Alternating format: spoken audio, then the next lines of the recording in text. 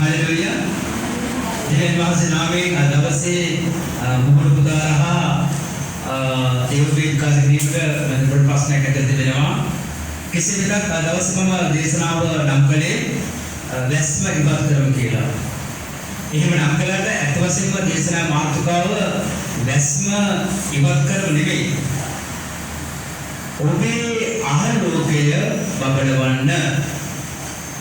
ඔබේ ආලෝකය බබලවන්න. මේ උදැසන අපි සමත් නමස්කාර දේවපීඨ සහභාගී වෙලා දෙන්නේ. අද දවසට දකිනවා ශ්‍රී ලංකාව තුළ විවිධ මතමතාන්තර විවිධ ප්‍රශ්න ගැටලු ක්‍රිස්තියානි සමාජ සම්බන්ධ ඇති වෙලා දෙනවා. මම දකිනවා බොහෝ දේවගැතිවරු කියා ගන්නව අය සහ දිව්‍යන් වහන්සේගේ දාසයෝ මේවට උත්තර පදින්න විසිරෙනවා. හැබැයි අපි එක දෙයක් මතක තියාගන්න අවශ්‍යයි. අපි ලෝකයේ මිනිස්සුන් නෙමෙයි උත්තර පදින්න ඕනේ දිව්‍යන් වහන්සේට. සාතන් දෙක ආකාරයෙන් ඔබව මාව පොළඹවලා අවුල් ජාලාවකට පත් කරන්න හදන මොහොතේ අපි දිව්‍යන් වහන්සේගේ වචනය ඔබට මට මොකද්ද කියන්නේ කියන එක තේරුම් අරගෙන අපි මේ ගමන යන්න අවශ්‍යයි. ලෝකේ අවශ්‍ය ආකාරය නෙවෙයි. තවත් ආගමික නායකයන්ගේ අතුකල වෙලා නෙවෙයි. එක අයගේ ප්‍රකාශන වලට උත්තර දෙන්න නෙවෙයි. අපි ක්‍රිස්තියානි සෙනග යේසුස් වහන්සේව අනුගමනය කරන සෙනග උන්වහන්සේ කොහොමද ප්‍රශ්න දිස බැලුවේ? උන්වහන්සේ කොහොමද ඒ වලට ක්‍රියාත්මක වුණේ කියන එක ඔබත් ආකාරයෙන් දන්නවා. ඒ සමහර මට බෑ ලෝකයේ මිනිස්සුන්ගේ අතර ගිහිල්ලා අපි ප්‍රශ්න ගන්න. අද මාතෘකාව ඒකයි. ඔබේ ආලෝකයේ බබලවන්න. අපි උදාහරණයක් ගන්නකො. පාස්තු ප්‍රහාරයක් සිදු වුණා. විශාල ජීවිත ගණනාවක් මරණපත් වුණා. ඒ මොහොත වෙනකොට ලංකාව ලේ විලක් වෙන්න තිබෙන අවස්ථාවකදී අපේ ආගමික නායකයන් ප්‍රකාශ කළේ මේ දෙකලට සමාව දෙන්න කියලා ප්‍රකාශ කළා. හරියට යේසුස් වහන්සේ කල්වාරි කුරුසයේදී තමන්ව ඇනගසන ක්‍රියා කරපු සියලු කණ්ඩායම් වලට සමාව දෙන්න කිව්වා සමානයි. ආමේන්. දැන් මොකද වෙන්නේ? සමාව දුන්නා නම් සමාව දුන්නා පමණයි. ඒක අපේ ආලෝකය. එහෙනම් දෙතරින්ට ආලෝකය බබලනවද? ඒක ප්‍රශ්නයක්. දැන් මොකද කරන්නේ? මේ ප්‍රහාරය වෙනුවෙන් නීතියානවල කඩල කරන්න කියලා රජයේ බලපෑමති කරමින් වෛරී ප්‍රකාශන ඉදිරිපත් කරන ආගමික නායකයා. දැන් මොකද? ආලෝකය ගැඹලෙව්වා. දැන් ඒ සමගම අන්ධකාරය පපුරමින් සිටිනවා. මෙන්න මේකේ ක්‍රිස්තියානි ධර්මයේ වෙනව අධ්‍යාත්මික ඉගැන්වීම සමහර ආගමික නායකයන්ට මිනිස්යන්ට තේරුම් ගන්න බැරිව මම්මුලාව ජීවත් වෙනවා. යේසුස් වහන්සේ සමාව දුන්නා. ඊට පස්සේ උන්වහන්සේ මලෝකේ නැගිටලා ලෝකේ මිනිස්යන්ගේ විනිශ්චය ඉල්ලුවේ නැහැ. තමන්ට වැරදි තමන්ට දඬු බුදුනායට නීතියානුකූල කටයුතු කරන්න කියලා නැහැ. එතුමාගේ ගමන ගියා. ඒක යේසුස් වහන්සේගේ ජීවිතයේ බව ආලෝකය. මේක අද අපේ සමහර ආගමික නායකයෝ දිව්‍යන් වහන්සේ වන්දනාමාන කරන සෙනගක් කියනවා සමහර සෙනග ඒකේ තීරුම් ගන්න නැතුව අන්ධකාරය අපබල ගන්න බව අපි අවබෝධ කරගෙන අදම්සේ වචනයට අපි යමු. ගීතාවලිය 50 පරිච්ඡේදයේ දෙවෙනි පදය. ගීතාවලිය 50 පරිච්ඡේදයේ දෙවෙනි පදය. අලංකාරයේ අගතැන්පත් ශීර්ෂ දෙවිදානෝ nature benefit අපේ දෙවියන් වහන්සේගේ අලංකාරව ශියෝන් මිසිත වැජබෙන සේකර මේ ස්ථානයේ සඳහන් වෙනවා. ඔබගේ දෙවියන් වහන්සේව ඔබ සිතින් මවා ගන්න. ඔබගේ දෙවියන් වහන්සේව ඇස්වසාගෙන උන්වහන්සේ මොන ආකාරයකට ඔබ සිහිපත් කරන්න. අද අපි දකිනවා දෙවිවරු කියන අයව කොහොමද සමාජයට විකාශය කරන්නේ ලෝකේ මිනිස්සු. ලොකු දත් දෙකක් ඇවිල්ලා තිබෙනවා. ඇස් හතරක් තිබෙනවා. දිව මේ හරියට දාගෙන ඉන්නවා. එක එක නහය ලොකු දෙන්න එකක් තියෙනවා. නැත්නම් නහය හොඩ වැඩක් වගේ ඇවිල්ලා තිබෙනවා. මේ රූපවල තිබෙනවද සිත් ගන්න නැත්නම් අලංකාරත්වයක් දකින්නවද? ආලෝකයක් දකින්නවද? ඒක කඩුවක් තියාගෙන ඉන්නවා. නැත්නම් හෙල්ලයක් තියාගෙන ඉන්නවා. නැත්නම් ත්‍රිශූලයක් තියාගෙන ඉන්නවා. නිකන් දෙවියෝ චන්දියක් වෙලා වගේ. එක එක විදිහට රූප වෙනවා. මේ දෙවියෝ දැස ඔබ දෙවියන්ගේ දැනුත් ඔබට මොකක්ද දැනෙන්නේ? කතා කරන්න. මොනවද දැනෙන්නේ? හරි පිළිකුලක් දැනෙන්නේ. හරි අප්‍රසන්න භාවයක් දැනෙන්නේ වේලා. අර සල්ලිදර දෙවියෝ විශාල බඩක් තියාගෙන එක මොකද මෝල් කහක් වගේ ඉන්නවා. මංගලියක් වගේ ඉන්නවා. ඒ දෙයම මේ සුදුබම වාසනාව වැగిරනවද වේලා. ඇත්තවසම ඒ දෙයම මේ සුදුබම කැඩක් නැහැ වේලා. කිසිම අලංකාරයක් නැහැ වේලා. කිසිම තේජසක් නැහැ. කිසිම ආලෝකයක් නැහැ. ඇයි මැටි මෝල් නමස්කාර කරන සමාජයක් තිබෙන්නේ? නමුත් ඔබේ මගේ දිව්‍යන් වහන්සේ ඉත අලංකාර දෙවි කෙනෙක් කියලා බයිබලයේ සඳහන් වෙනවා. උන්වහන්සේ බලන විට සමාදානය, සැනසීම, ප්‍රීතිය, ආශිර්වාදයක් අපේ ජීවිතයට ලැබෙන කියලා සඳහන් වෙනවා ඇවිල්ලා. අලංකාරයෙන් පූර්ණ දෙවි කෙනෙකුට තමයි ඔබත් මමත් නමස්කාර කරන්නේ. උන්වහන්සේ අර්ථකයි දෙන්නේ. උන්වහන්සේ අපේ ස්වරූපය දරන්නා දෙවි කෙනෙක්.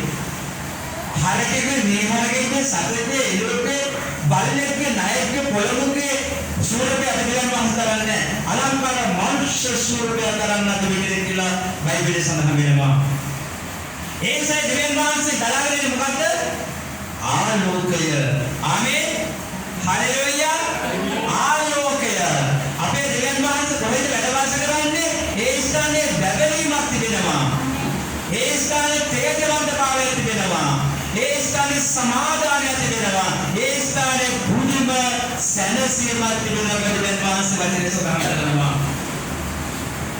දෙක රාජාවලිය දෙවෙනි පරිච්ඡේදයේ 11 වෙනි පදයේ විතර දෙක රාජාවලිය දෙවෙනි පරිච්ඡේදයේ 11 පදයේ විතර මොකක්ද සඳහන් වෙන්නේ? තවද ඕන් කතා කරන්නේ යද්දී ගිනි අස්වැද ගිනි අස්වැද ගිනි අස්ව රථයක්ද ගිනි අස්වැද පිළි ඕදෙනා වෙන්කොළොය එලියා සුළුසුලගේ ස්වර්ගයෙන් නැගී ගියේය.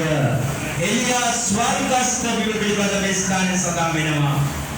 දෙවියන් වහන්සේගේ ගිනි රථය දෙවියන් වහන්සේගේ අස්වැය මහ පොළොවට එනවා.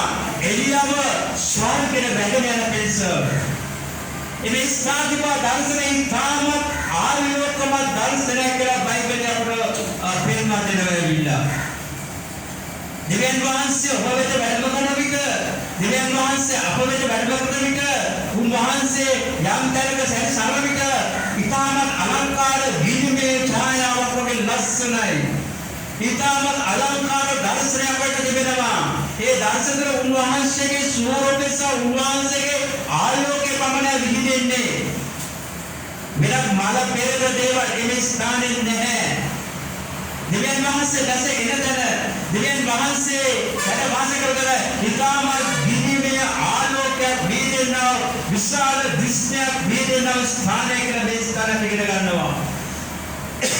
අපි දකිනවා මොසෙස් දෙවියන් වහන්සේ බහැරගෙන ගිය වෙලාවේ දෙවියන් වහන්සේ බහැරක නැවත සෙනඟට එන වෙලාවේ මොසෙස්ගේ මුහුණ කොහොමද අහලෝකවත් වෙලා ඒක විහිදෙන්න පටන් ගත්තේ? සෙනඟ ඒක දැක්කම සෙනඟට ඒක දරා ගන්න බැරි වුණා. සෙනඟ බය වෙන්න පටන් ගත්තා. සෙනඟ බෙවුරන්න පටන් ගත්තා. මොසෙස්ගේ තේජස්සේ අලංකාරය දරා ගන්න බැරුව මම අද මොකද මේ කතා කරන්නේ කොට ඇවිල්ලා. අපේ ඉස්සරහට ඊළඟට අපි බලමු මාගේ සුභාරංචිය නමේ පරිච්ඡේදය 3-4 පද. සුදෝමා නමේ පරිච්ඡේදය 3-4 පද. එතන යනවා අපි දකිනවා තවත් ආලෝකයක් දෙවියන් වහන්සේ මනුෂ්‍යයන්ට පෙන්නනවා. මොකද ආලෝකය? මිහිපිට කිසිවෙකුට සෝදා සුදු කළ නොහැකි තරම් දවල දීප්තියේ උන්වහන්සේගේ වස්ත්‍ර ලැබෙන්නේ. එවිට එලියාද මෝසෙස්ට ඕක දර්ශනය වුණා. ඕ යේසුස් වහන්සේ සමගින් කතා කරමින් සිටියවා. යේසුස් වහන්සේ අන්තිමසක් ගැනීම අවස්ථාව. යේසුස් වහන්සේ සාමාන්‍ය ස්වරූපයේ ඉඳලා දෙවියන් වහන්සේගේ අභිමුඛයට ගියයන් පස්සේ උන්වහන්සේගේ ස්වරූපය සම්පූර්ණයෙන් වෙනස් වුණා කියලා මේ ස්ථානයේ සඳහන් වෙනවා. උන්වහන්සේගේ වස්ත්‍ර දවල වස්ත්‍රයේ දවල කියන ඉතාම අනර්ථ සුදු පාටකින් බැබලෙන පටන් ගන්නවා කියනවා. දවල කියන වචනේ මතක් වෙනකොට අපේ මොකද මතකනේ ඇමරිකාවේ ජනාධිපති මන්දිරය දවල මන්දිරය. White house. ඉතින් ඇමරිකාව කියන්නේ දෙවියන් වහන්සේගේ සෙනඟ වාසය කරන රටක් ඇවිල්ලා. බෞද්ධ ජනාධිපති ඇමරිකාවේ ක්‍රිස්තියානි අය ගොඩක් පාස්ටර්ස්ලා ක්‍රිස්තියානි තමයි ඒ රට පාලනය කරන්නේ. වර්තමානයේ ඉන්න ක්‍රිස්තියානි නෙමෙයි කතෝලිකයි. කතෝලික සහ ක්‍රිස්තියානිට ලොකු ප්‍රශ්නයක් තිබෙනවා. ඒක මම මේ මොහොතේ දේශනා කරන්න යන්නේ. මොකද ඒක බයිබලයේ පිටකයව සමහරක් කියලා අපිට දැන් තේරුම් ගන්න සිද්ධ වෙනවා. බයිබලයේ කතෝලික නම පොඩක් ගෑවිලා නැහැ. බයිබලයේ පාඨක නාමය පොඩක් ගෑවිලා නැහැ. බයිබලයේ කාතනික නාම පොඩක් ගෑවිලා නැහැ. බයිබලයේ තියෙන පාස්ටර්ගේ නම විතරයි. පාස්ටර්ගේ නම විතරයි බයිබලයේ තියෙන්නේ. ක්‍රිස්තියානි ප්‍රතිපත්තියක ක්‍රිස්තියානි සංස්කෘතියත් එක්ක ගොඩනගින්න එකම සභාව ක්‍රිස්තියානි සභාව. කියන්නේ ඒක වෙන්න පුළුවන්. ඒක පෙන්තකොස්ත වෙන්න පුළුවන්. ඒක ඩච් ෂෙපර්ඩ් මාදි වෙන්න පුළුවන්. ඒක බැප්ටිස්ට් වෙන්න පුළුවන්. ඒක සල්වේෂන් නාම වෙන්න පුළුවන්. ඒක පෙන්තකොස්ත සභාව වෙන්න පුළුවන්. ඒක අපි වගේ ස්වාර්ථ සභාව වෙන්න පුළුවන්. මේ හැම සභාවකම නිර්මාණය කරලා තියෙන්නේ බයිබලයේ තිබෙනා තීතු ධර්මයේ මුල් කරගෙන. දැන් කතෝලික සභාවයි වෙන්නේ කතෝලික සභාව කියන මොකද ඇවිල්ලා ඉතාලියේ සංස්කෘතියට එක්ක වියුණා වූ පුරුෂ යේසුස් වහන්සේ කරගත්තා වූ වෙනස් සභාවක්. ඒක දෙවියන් සභාවක දැන් කියන්න බෑ. මොකද වෙනද දේවල් දැන් අපි ඉගෙන කතා කරන්න අවශ්‍ය නැහැ. ඉතින් දවල මන්දිරය සුදු ඉතින් ඇමරිකාව ඒ ජනාධිපති මන්දිරයට ඒ දවල කියන නාමය යොදා තිබෙනයි ආලෝකයයි රටට ආලෝකයක් දෙන රටට ආශ්‍රය දෙන්න නිර්මාණය කළා වූ ඒ ගොඩනැගිල්ලේ පාලක ඉන්නවා කියන අර්ථය. එතන ඉෂ්ටපද සුදු පාටක් විතර යේසුස් වහන්සේ දිස් වෙනවා. උන්වහන්සේගේ වස්ත්‍රවල සුදු පාට කියා නිම කරන්න බැහැ කියලා සඳහන් වෙනවා. උන්වහන්සේගේ මෝණයෙන් විහිදුන ආලෝකය කියා නිම කරන්න බැරි විශාල ආලෝකයක් කියලා ස්ථාන සඳහන් වෙනවා.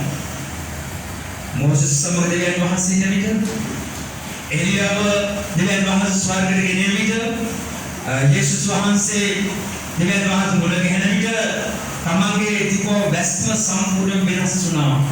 අලුත් වැස්ම අලුත් ආලෝකයක් අපි බයිබලයේ ඉගෙන ගන්නකොට අපි මේ හැම ස්ථානෙම දකිනවා.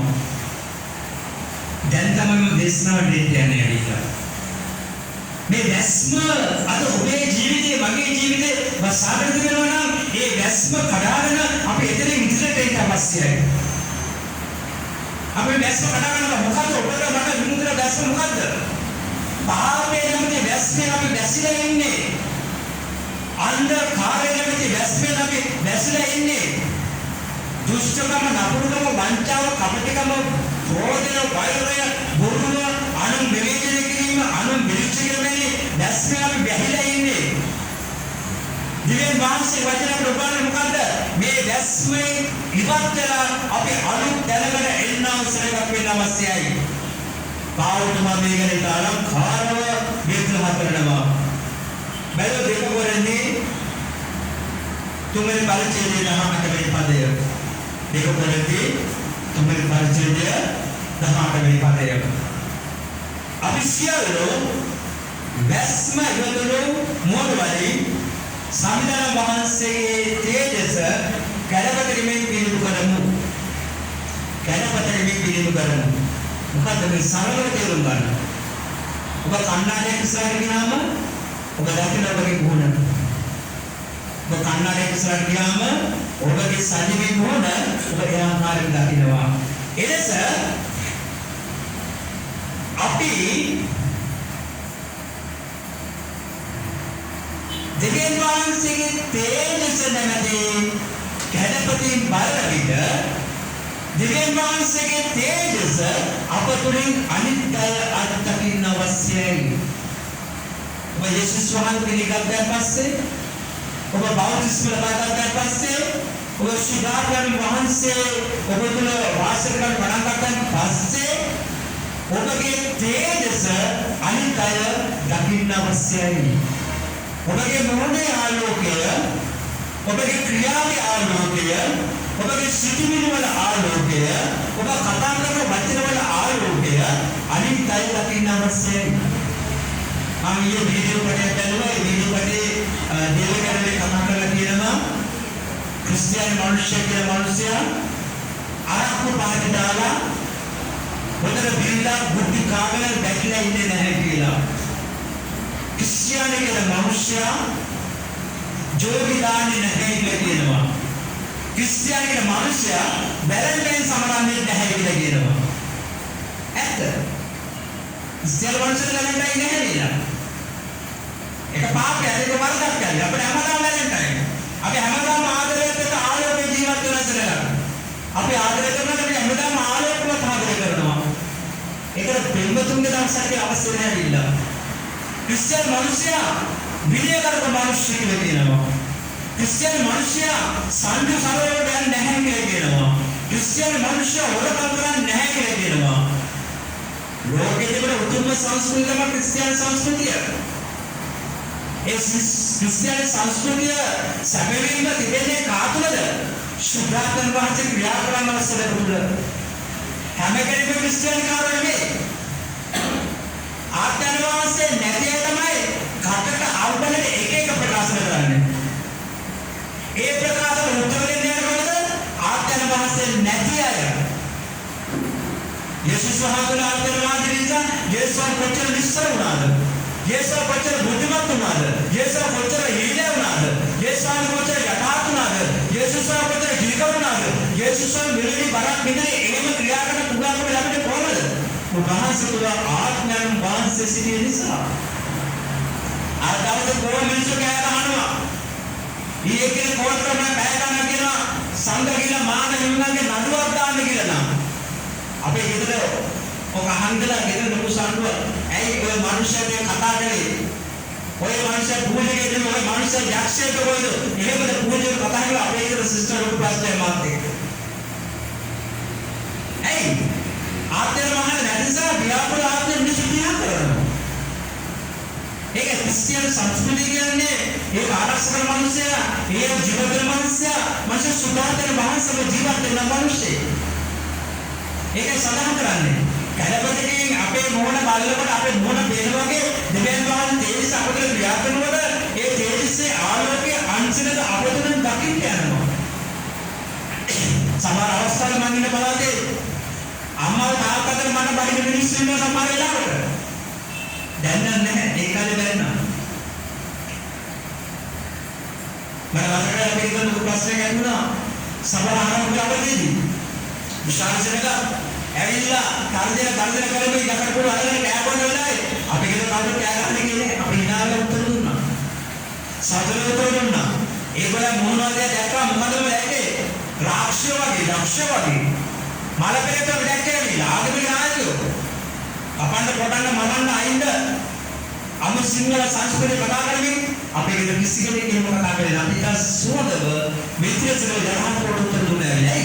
අපතුල ආත්මවාස දෙවිස අපේ සංස්කෘතිය වෙනස්. ඒ සංස්කෘතිය ඉන්නේ ඔහොම සිද්ධ වුණ අවසානයේ දන ගහන්න. ආමේන්. ආමේන්. හalleluya. අද පාවුතුම මොකද කියන්නේ? මෙලෙස ආත්මවල සංඝාවාසයේ එන දේශ අප උන්වහන්සේ සමානතර වඩා දේජාවන්ත පමණ නැත. දෙවියන් වහන්සේ වඩ දෙන්නව ආත්ම කරන අපි දෙවියන් වහන්සේ සමාන සමීපතාවට එන්නව සිරකකේ පරිවර්තන වෙන අවශ්‍යයි උදාසන.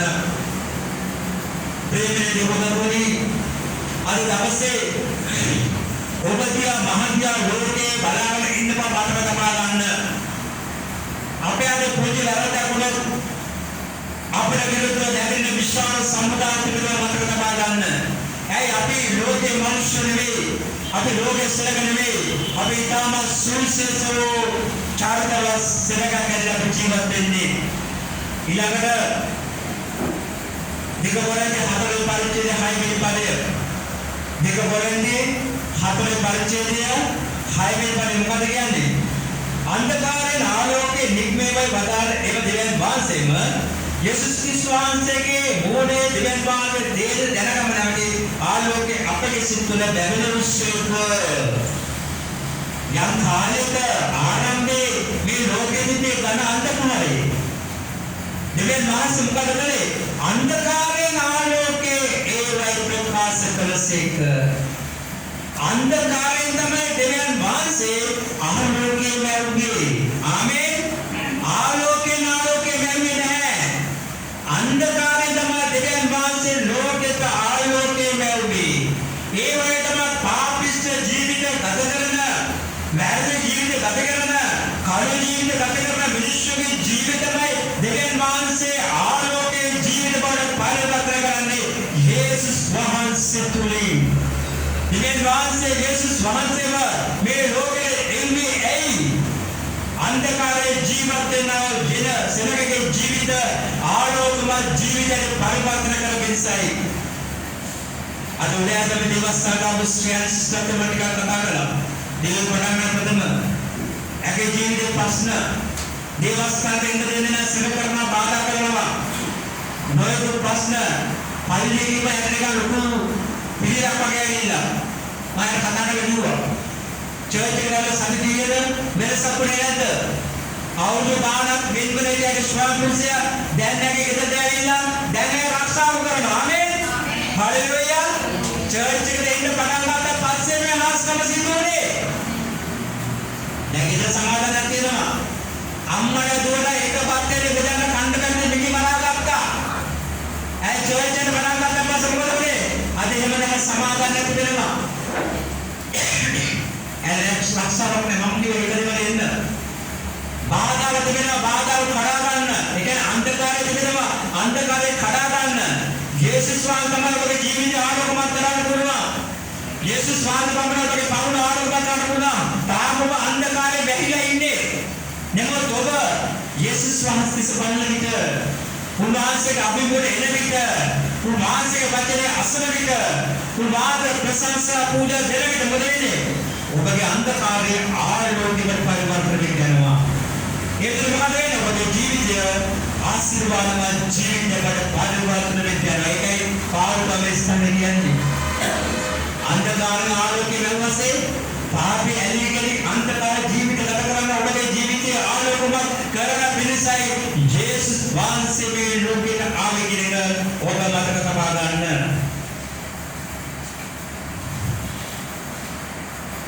යේසුස් වහන්සේගේ තේජස ඒක යේසුස් වහන්සේගේ අද්විතීය බලය සුද්ධාර්ථ ගින්න ඔබගේ ජීවිතය ස්පර්ශ කරන විට අපේ ජීවිතය ස්පර්ශ කරන විට මේ අන්ධකාරය සම්පූර්ණ වෙවත් යනවා. ඊට පස්සේ ලෝකයට සාතන බෑ ඔබගේ ජීවිතය සොරවන්නේ. ඔබ උන්වහන්සේගේ රස හඳුනාගෙන අවසానයි. මොකද යේසුස් වහන්සේ මේක කියන්නේ? මතේ සුභාරාදී පස්වෙනි පරිච්ඡේදය 6 වෙනි පදේ. සුද්ධ මතේ පස්වෙනි පරිච්ඡේදය 6 වෙනි පදේ. එමෙන්න මිනිසුන් අපේ යහපත් ක්‍රියා දැක ස්වර්ගයේ වැඩවසර ඔබගේ පියාණන් වහන්සේ ප්‍රශංසා කරමින්ස ඔබේ ආලෝකය ඔවුන් ඉදිරියේ බබලවන්න. දැන් ඔබටයි මටයි වගකීමක් තිබෙනවා. අපි අන්ධකාර ජීවිතයක් ගත කළා. ඒ අන්ධකාර ජීවිතයේ වැස්ම දෙවියන් වහන්සේ යේසුස් වහන්සේ කර්මගෙන ඔබගේ ජීවිතය ඉවත් කළ අවසానයි. එයාට මොකද සිද්ධ වෙන්නේ? ඔබගේ මගේ ජීවිතේට ආලෝකයේ දහරවල් ගලහගෙන පටන් ගන්නවා. ඒ ආලෝකය නම් සුදාකරන් වහන්සේ ලැබෙන ආලෝකයයි. ඒ සුදාකරන් වහන්සේගේ ආලෝකයේ ජීවිත ආපස්මද වෙන්නේ ඔබගේ ජීවිතය වෙනස් වෙන පටන් ගන්නවා. ඔබගේ මොහොත වෙනස් වෙන පටන් ගන්නවා. ඔබේ ශරීරය වෙනස් වෙන පටන් ගන්නවා. ඔබ තුළින් යම් ආලෝකයක් පිළිවෙල පටන් ගන්නවා. ඒ ආලෝකය යේසුස් වහන්සේ කියනවා අන් සෙනගේ ඉදිරියේ බබලවන්න. අන් සෙනගේ ඉදිරියේ බබලවන්න. අර දවසේ ශ්‍රී ලංකා දේශේ සභාව විට කිතුරු දේව මනුෂ්‍ය තුල සහ ඔබ තුල මේ ආලෝකය අන් සෙනගේ ඉදිරියේ බබලනවාද?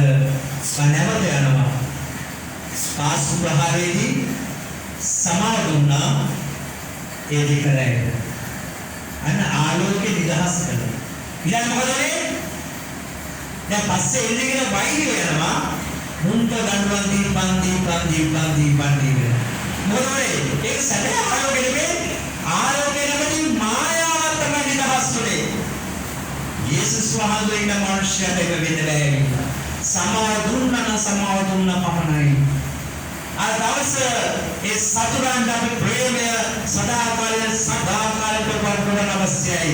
ඒ විදිහේ දෙවියන් වහන්සේගේ ආලෝකය කිතුණු මනුෂ්‍ය තුළ විහිදෙන්නේ. වර්තමානයේ නැවත විද්‍යානායක හාස්‍ය මාධ්‍යකින විට නෙළුම් අධිකාරී ගායිකාව ශ්‍රේ ලබන විට දැන් කොන්න ආලෝකයේ කියා ගන්නව සමහර අය අන්ධකාර දේවල් වපුරට යනවා. දැන් මොකද ඉන්නේ? ඒකට ආලෝකයේ ප්‍රකාශ කරන යම්සනක උත්තර දෙකක් ගමන් කරනවා. අපිට වැඩක් නැති වැඩක් නෙවෙයි. අපට අනවශ්‍ය ප්‍රශ්නයක් ඉඳලා අපි මොකද කරන්නේ? යේසුස් වහන්සේ කල්වාර් කුසලයේ අනුකම්පාවට සමාධියක් නිහඬව තමයි කියාසේ අපි අපගේ ගමන ඒ ආකාරව යන්න අවශ්‍යයි. අපි ආලෝකයේ එවිටේ අන්‍ය විජලිය දැපෙන්නේ. යේසුස් වහන්සේ ඔබට මට වරකේම දීලා තිබෙන ප්‍රේමයේ දේවදර්වනි. ඔබගේ ආලෝකයේ අන්සලකෙදී බබලවන්න. ගහනයට ගහන්න යන්න එපා. බණිනයට බණින්න යන්න එපා. එක එක වාග් ප්‍රහාර දෙන අයට උත්තර දෙන්න යන්න එපා. මම අපේ ජීවිතය ආත්ම ජීවිතයක් නම් සුදාතර මාසකට වැඩ වාස කරනවා නම් සියලු විශ්වකාර දෙවියන් වාසයක් දන්නවා නම් අපි අපේ ආලෝකයේ අන්සලකෙදී බබලම යන්න අවශ්‍යයි. ඒ යේසුස් වහන්සේ බැටළුව තෝරගත්තේ. ඔබ මාව බැටළුවන් සම්බන්ධ කරගත්තේ. ඒ යේසුස් වහන්සේ ඔබ මාව එළෝ සම්මයක් කිව්වේ නැත්තේ. ඒ යේසුස් වහන්සේ ඔබ මාව ගෞරව සම්මයක් කිව්වේ නැත්තේ. උන්වහන්සේ කිව්වේ උන්වහන්සේගේ බැටළුව. උන්වහන්සේගේ බැටළුව ගැන කතා කරන්නේ. බැටළුවගේ සංස්කෘතිය පිළිබඳව, බැටළුවගේ පැවැත්ම පිළිබඳව, බැටළුවගේ ගුණාංග පිළිබඳව පොඩ්ඩක් කල්පනා කරලා බලන්න. දෙවියන් වහන්සේ එන්න තෝරා ගන්න නැතුව ගාලා තෝරා ගන්න මාර්ගයේ බැටළුවක පෝස්ට් කරන්න කියලා කියනවා පේතුස්ට. ඇයි? මේ බැටළුව දැකලා තියෙනවද? මේ බැටළුවගෙන හදාරලා තියෙනවද? මේ බැටළුවගේ ගෙනලා තියෙනවද? විශේෂයක් තියෙනවිලා. බැටළුව කියන්නේ මොකද? එකට එක පොඩි ඉන්න සත්‍යය. එකයි කරුණ එක නැගලා තමයි එකට ගමන් කරන්න ඇවිල්ලා. ඕක මුරන්න නෑ. එක එකපාර වැලෙන් පිටපයින්නේ මොකෝ එකට හැමදාම ගමන් කරන්න ඇවිල්ලා. බැටළුව එදේරගේ පස්සේ යනවා ඇවිල්ලා. එදේරගේ ඈතට කවදාවත් යන්නේ නැහැ ඇවිල්ලා. ඒක මොකද සමීප එක්සිතකම එකමුතුකම ඒ සාතුතර තිබෙනවා ඇවිල්ලා. ඉස්සියල් මනුෂ්‍ය ත්‍යාගාර වෙන අවශ්‍යයි ඇවිල්ලා. අපිට වෙන්නලා යන්න බෑ. අපිට මුරන්න වෙන්න බෑ. අපිට අහිකර වෙන්න බෑ. අපිට නපුරු වෙන්න බෑ. අපි එකට එක්සිත ගමන් කරන සිරකට වෙන අවශ්‍යයි. ඒ විදිහේ දෙවියන් වහන්සේගේ ආලෝකයේ ඔබ තුලින් මා තුලින් අනිත් අය දකිට යන්නේ. අද සමහර දවස් බලන්න කී දෙනෙක් ඉස්සරහට දැම්මේ. ඒ ඔහොම ආලෝකයට කොහොමද බබලවන්නේ කියලා. ලෝකේ යම් නම් තමයි බබලවන්නේ. ඒක මොකද වෙන්නේ? දෙවියන් වහන්සේ ඕම් කරේ පිළිපොළ සහගත වෙනවා. ප්‍රේමිත දේවදරුවනේ. ඔබ බැටළුවෙක් නම් ඒ බැටළුවේම කීකරුකම ඒ බැටළුවේම එක්සිට්කම දෙවියන් වහන්සේ ප්‍රකාශ කරන අවශ්‍යයි. එවිටයි සමාජයේ අන්සලකෙදී ඔබට ආශිර්වාද ජීවිතයක් ගත කරන්න පුළුවන්කම ලැබෙන්නේ. ඒස යේසුස් වහන්සේගේ බලාපොරොත්තු වෙනවද? පාපේ නැමැති වැස්සේ ඉවත් වෙලා යේසුස් වහන්සේගේ ආලෝකය අන්සලකෙදී දරගන්න. ඒ විට දෙවියන් වහන්සේගේ ආශිර්වාදය ඔබ සරලව දෙකේනවා. යේසුස් වහන්සේ තමගේ ජීවිතයේ ආලෝකය සෑම අවස්ථාවකදී අලංකාරව දැන්වුවා. යේසුස් වහන්සේ විරුද්ධව මොන පීඩ ආවත්, මොන ප්‍රශ්න ආවත්, මොන අමාරුකම් ආවත් උන්වහන්සේ කවදාවත් උරණුනේ නැහැ. උන්වහන්සේ අනිස්සල් විවේචන කරන්න, විනිශ්චය කරන්න පිළිතුරු දෙන්න ගියේ නැහැ. උන්වහන්සේ නිරතව තමගේ කාර්යය කළා. මේ දෙක කරන්න පුළුවන් කාටද? යේසුස් වහන්සේගේ ආත්මය තිබෙනා වූ මනුෂ්‍යයට පමණයි. ඔබගේ ආත්මය තිබෙනවා නම්, ඒ ආත්මයන් වහන්සේ ඔබට ක්‍රියා කරනවා නම්, ඔබගේ අතුලාන්ත ජීවිතය මනුෂ්‍යයෙකුගේ ජීවිතය ආලෝකමත් ජීවිතයක් හැරි පරිවර්තන කරනවා. ආමේන්. හalleluya. අපි ඇස්වසගනිමු. ප්‍රේමෝද අපි ජීවිත කරන්නේ කරමු. පාපේ නැමැති රැස්මේ ඉවත්වල ජීවත් වෙන්නේ. පාපේ නැමැති රැස්මේ ඉවත්වල ජීවත් වෙන්නේ. ඔබ අන් අයදී බබලනා මනුෂ්‍ය